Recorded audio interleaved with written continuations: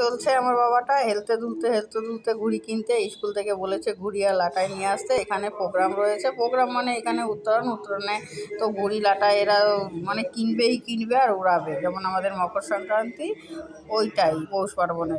তো ওইখানে দেখো কেনার জন্য দুই বাপ বেটা চলে এসছে। ওর থেকে বড় একটা লাটাই তুলেছে। আমি বলছি তুই ঘুড়ি উড়াবি না, ঘুড়ি তোকে উড়াবে। তো ওটা রেখে দিল। এই আর এক অবতার, আমরা যেখানে থাকি সেখানে ওর বাড়ি, মানে একা না, ওর সঙ্গে আরও 3-4 জন আছে। দিনভর পরেশান করে দেয়, মাথা খারাপ করে দেয়, এইটা করা ওইটা করা। দেখো বড় একটা বাঁশি নিয়েছে, ও বাজাতে পারে। এইবার আমার ছেলের সব জিনিস কেনা হয়ে গেছে, মুখোশটাও নিয়েছে। দেখো মুখোশ পরে আমি ঠিক করে চল রাস্তায়। এবার আমাকে ঘুড়িগুলো লাটাইগুলো আমার কাছেও দেবে না, ও নিয়ে যাবে। আমি বলছি বাবা খারাপ হয়ে যাচ্ছে, আমার কাছে দাও, তাও দেবে না, সে নিয়ে যাবে। আমি ঠিক আছে।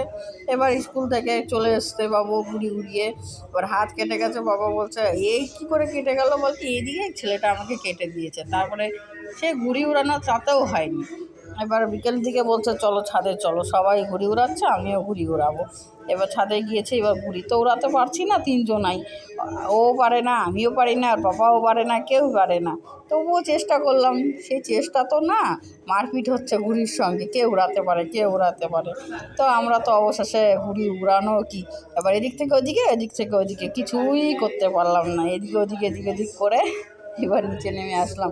বাবার ছেলেকে বলছি বাবা চলো, আমরা তো আর পারছি না। এইদিকে দেখো বাচ্চাগুলো কি আনন্দ করছে, ওদের আনন্দ মোটে শেষ হয় না। রাত হয়ে গেছে তবুও আনন্দ করছে।